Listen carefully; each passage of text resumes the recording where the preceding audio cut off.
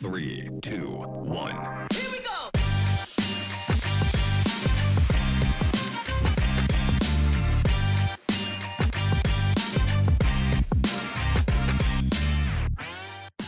Welcome to the Mix Zone by Infront X Lab. On this podcast, we chat with sports and innovation leaders from around the globe, talking about everything from the newest technologies to major trends affecting our industry. For those who are joining us for the first time, we're Infront X Lab, the innovation branch of digital media company Infront X. We help sports and entertainment organizations gain the upper hand with innovation and bring them closer to cutting-edge technologies, covering all sports-related industries, from data to content and everything in between. Here we go!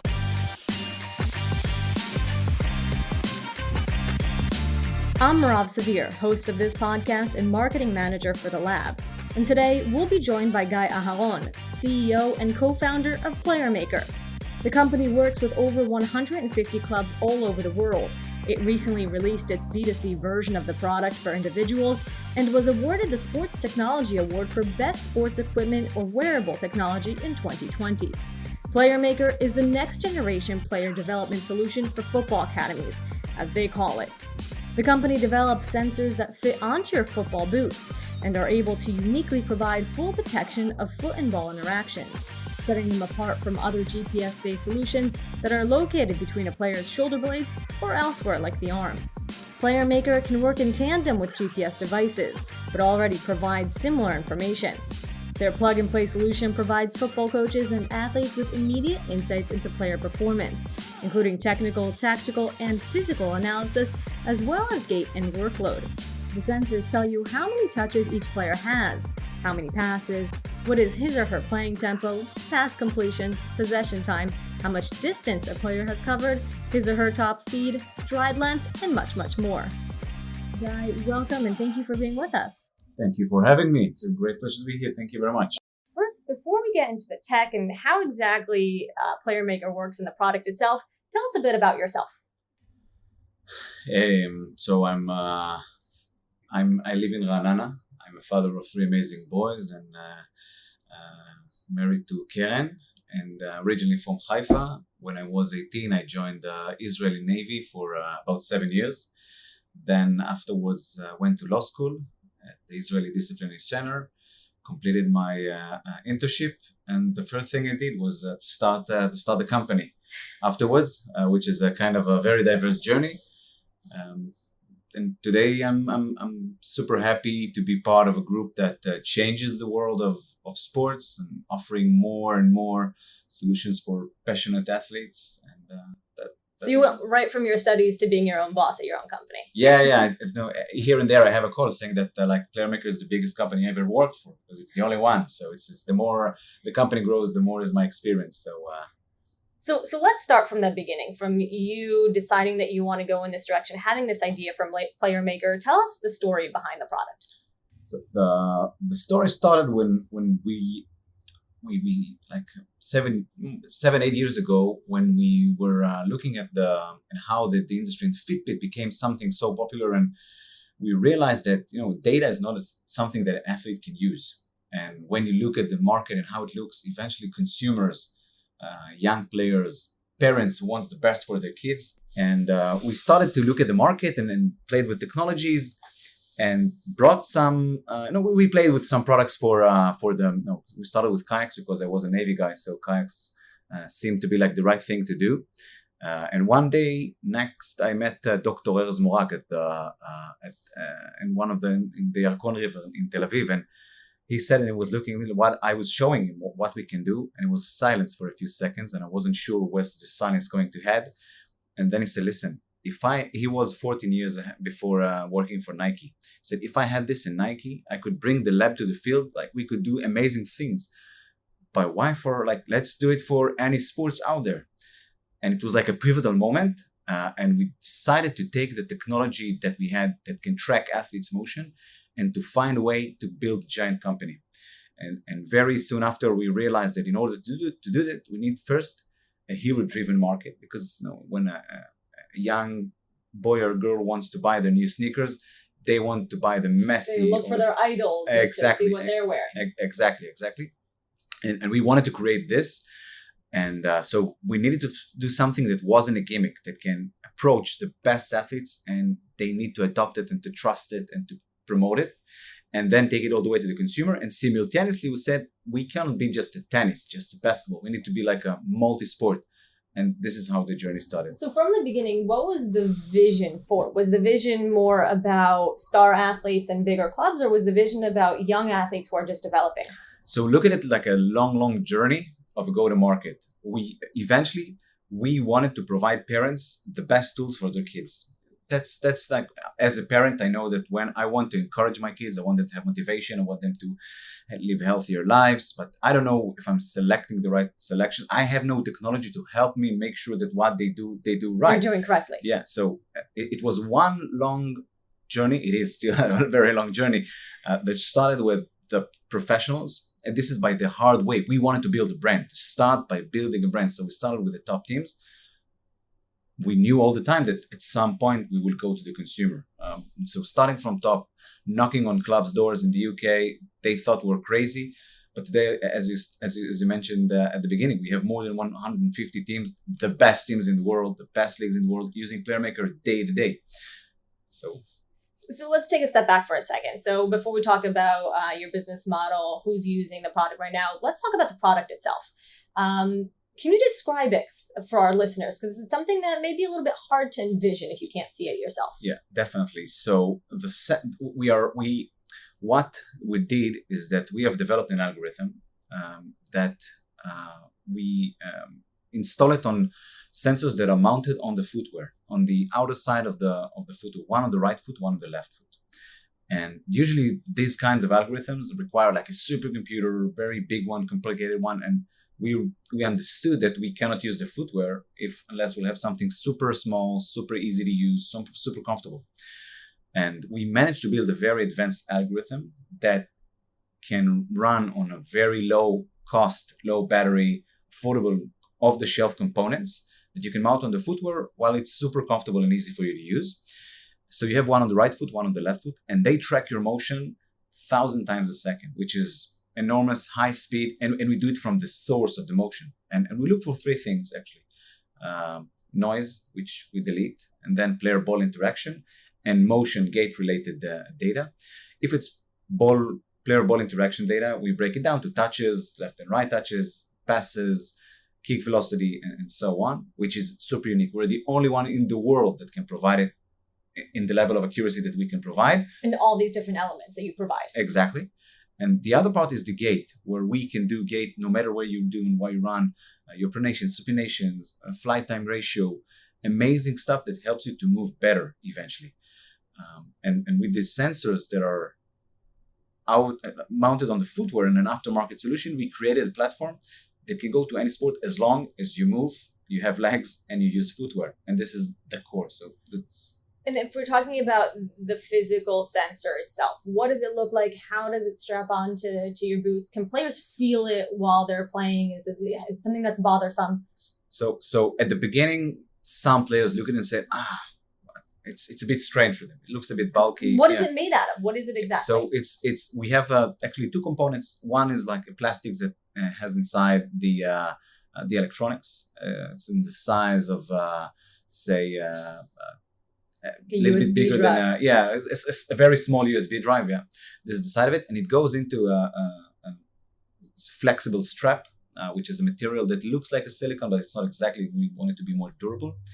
And once you slide it in, you put it onto your footwear like a sock, one on the right foot, one on the left foot, and you play with it. Now it was designed to put the pressure on the stronger part of the boot, so on the back, on the lower part of the sole, and around the laces, so you don't feel it. One of the funniest things that we do is that when we used to do it, now we don't need to because we're everywhere, we're a commodity. But at the beginning, we used to go into meetings, and coaches or players said, "I'm not sure if it's comfortable for you, yes or no," and we used to start the meeting by asking them to wear the sensors, and then go into the meeting, describe it. And then at the end say, hey, can we have the sensors? And they just forgot it's there. And at the beginning, one of our biggest problems were that we went to demos, players forgot the sensors, or at least they pretended to, but they forgot it's there, and they went out with them. So it's... So did you ever get those back? Depending on how much, what was the level of the customers. But yeah, we had to sacrifice some of them, but you just forget it's there. It was very well designed, and it's definitely much more comfortable for athletes than any other solution out there. It's an extension. If you have footwear, there's no reason why it wouldn't be comfortable to you. And sometimes we've been asked for football, soccer, if it's not in like don't interrupt with how the boot meet the ball. And yeah, it's in an area that most players don't use, and if they do, it's transparent. It's super durable. Let's say it sustains the tough northern English, muddy, cold, rainy winters with very, very strong players. And how about the heat on the other side? So it was designed in the very close to the desert. So yeah, it's both the cold and the heat that survive them both. I think that like Israel is probably one of the most hottest place where players are using it. And by the way, it's a good question because on an artificial turf on a very sunny day, it can get warm. Gets warm. Yeah. So it works either here and there.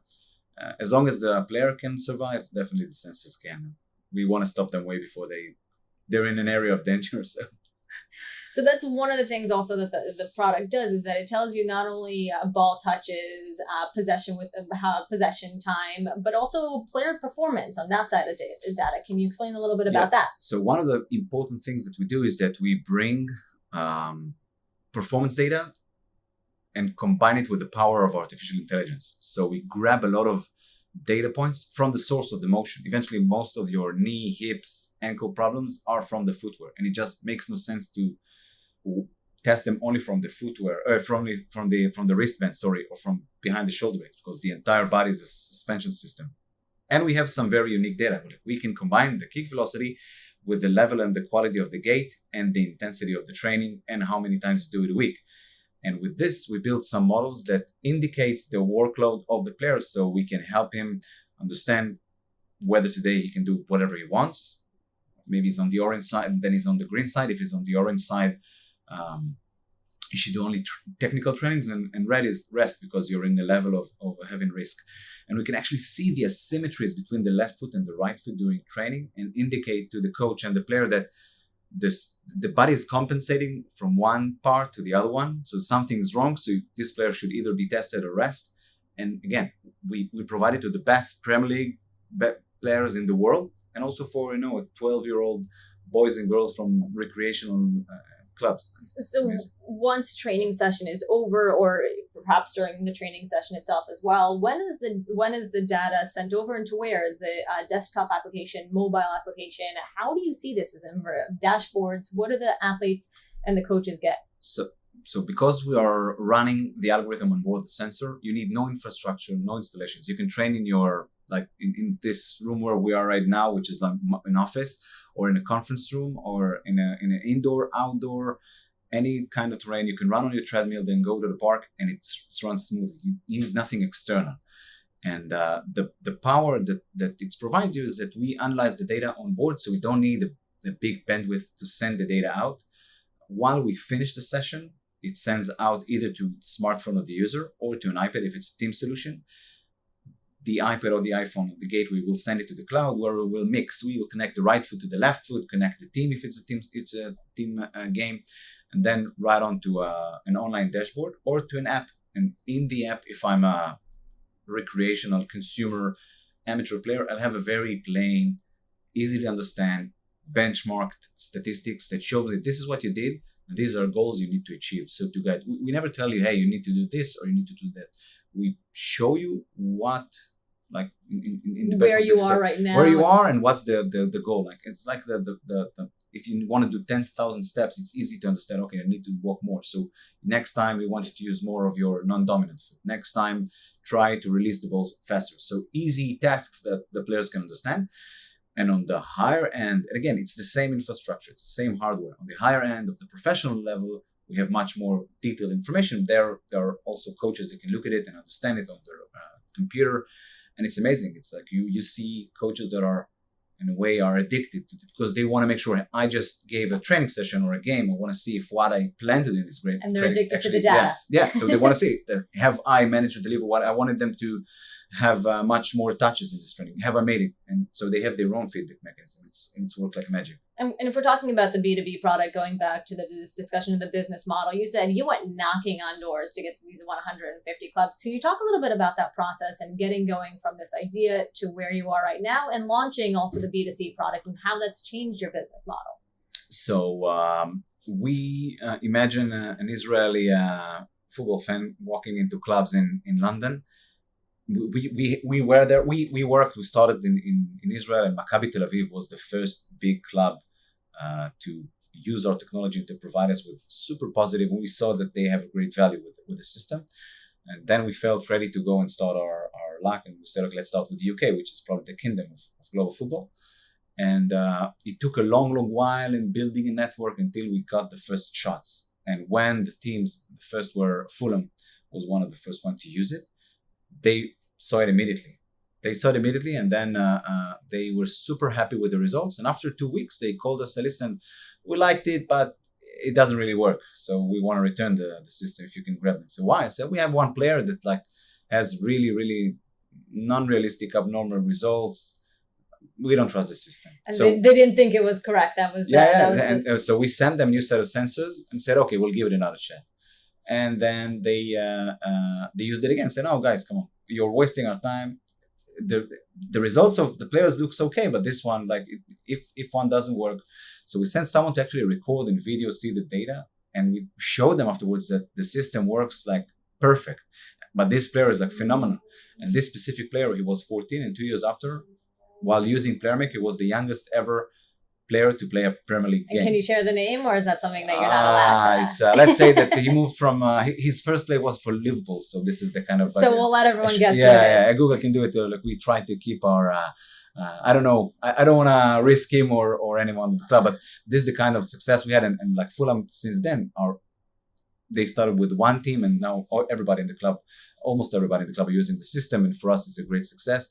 And then we moved to one to the other, and I think that one of the pivotal points in the company was when Arsene Wenger invested in the company, and then we became in a very short period much more known and trustable. And how did you get to Arsene Wenger? That's not something that you just walk up to on the street or knock on their door. No, it's not. We had a very I had the pleasure of meeting him through a mutual friend, and I shared with him what we do and said, listen, if this really works, it will change the game, change football. So listen, it works. We can visit Southampton or Fulham or one of the clubs in London or in the area, and I'll show you how it works. So listen, if I'll go now to a club and to see the system, there will be a lot of things, but probably nobody would be focused on the game. Bring 3 players to my place. He lives in North London. So I asked one of the academies we work with, Wimbledon. I asked them for 4 players for an afternoon demonstration in North London. I said, listen, man, I cannot provide you with those 4 players to go and do this demonstration. So you know what? Come with them. Believe me, it will be worthwhile. And imagine 4 young boys and their coach taken on a small bus with me. They had no idea where they were going. No idea. Because I didn't want any rumors. I wasn't sure where it's going. I was terrified. And then suddenly we go into a private big mansion in North London, and they see Arsene Wenger, and he gave them a 30 minutes private training, which was the day of a dream for them. And right after I looked at the data and the student said, listen, I'm in, but I'm not an endorsement. I don't do marketing. The only way for me to go in is that if I can really impact the product and I can be as an investor. And the answer was yes. And it really paved a lot of the core conception or the path and the structure of the product with his vision of the breakdown of the ages, what we should focus on each age, and the product much better thanks to him. And if we're talking about the younger generation, you also recently, during the coronavirus pandemic, launched your B2C product, correct? So yeah, it was the same go-to-market. We started with the B2B because we wanted to get to the B2C. That was the game plan.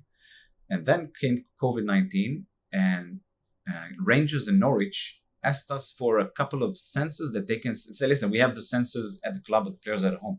Can we send them? So I said yes, and then hang up the phone and talked with Moran, my co-founder and the CTO, like with shaking hands. Listen, I promised like a portable charger for the teams. So yeah, we can do it. A couple of months. So no, it should be like in a week. He was like, but of course, as always, he delivered, and we managed to provide them with sensors, and they started to work. Like we had players challenging each other, training at home, and Making a game out of it. Yeah. While you're at home, and it was amazing because like the coaches had a way to keep their jobs, players had a way to keep training, and we had amazing success like with teams like Bodo Glimt from Norway. They were much better when they came back to the season right after, and they said that PlayerMaker remote training allowed them to go back stronger and eventually win championship. Not just this, of course, but I want to believe we had a small part in it. And we listened to the market and realized this is the time. It's like a time machine. We weren't sure what's the next phase of expanding from B2B into the B2C, because again, it was the same structure. It was designed from day one to get to this. And then we said, okay, let's do it. So around June, we gathered, say we go, and we are moving to the next phase. The timing is now. We need to leverage the opportunity. And early December, we had the first units out, and we not officially, but soft launched it in January. And since there, it's exploding. It's amazing. It's growing super, super, super strong. And when you say exploding, how many are you selling? Have you surpassed your goals over the past couple months? I'll answer it like my kid would, like tons of. It's the best way of explaining it. Yeah. No, it's we're selling more than we aimed to sell. It's like and the thing is that we want to start only with iPhone. In October, we'll have the Android. It's easier to do a product launch with an iPhone, but we are only aiming like 20% of the market because in the younger ages, iPhone is less popular, and we're selling. We had like a plan where we wanted to have each month. So far, month after month, we're way beyond it. So it's. And you were also recently accepted into FIFA's innovation program. Yeah. Can you share a bit about what this program is and what that means for PlayerMaker going forward? So, first, it's important to emphasize that FIFA is an amazing organization, that they very much care about innovation, and they want to make sure that innovation will be available for everybody. As a governing body, they want to make sure that any team and any level in the 190 associations around the world will have accessible access for technology and data and understanding of the game. And the innovation program is a way to create or to answer challenges. So they create challenges and they are seeking for companies to answer them. We're the first wearable to go into this, the only footwear mounted wearable ever have to this, be accepted this which is, it's amazing eventually for a company in our age. We're super proud to be there. What it means is that they structured a path in which in some leagues, in some games that will be announced soon, it will be allowed to use in games for a short period, and right after it will be until the end of the season 2021-2022, and from that on it will even the path for everybody to use in games. And in the words of FIFA, we provide data that is unlike any other back-mounted devices, provides a different level of data, and we also make it very much accessible and easy, and it makes tracking technology available for more and more people, which is exactly what we were started the company for. So it's amazing. And I think that the fact that FIFA, which is a huge organization that is super busy, made this effort to accept us as the first wearable into this program kind of speaks for itself of what's the power and the impact of the brand that we've created. So above the fact that you'll see more and more teams using it in games and in trainings, the fact that we can carry the FIFA logo, the fact that we have their trust and their confidence, I think it also shows the trend that we created something that became big enough. So we are counted among the best of the best by the best, and most important. And why do you think no one has been able to create what you've created? What really sets PlayerMaker apart? We started with the toughest challenge, and football is a very tough challenge, and it's very traditional. You won't see a lot of innovations in technology. Usually they go for football, American football, and for basketball. And we realized that we are investing in an R&D that was super, super complicated. And tennis, and basketball and American football might not be big enough to justify all of these efforts. And we wanted to create something that would work for anything. So today we can provide basketball team with our solutions as is. And in the last 2019 draft of the NFL, players were PlayerMaker, which is amazing, with no adaptation. And we didn't start like with the small testers, with the best players of the best league in the world. This was the first time we ever used it because the system is super durable.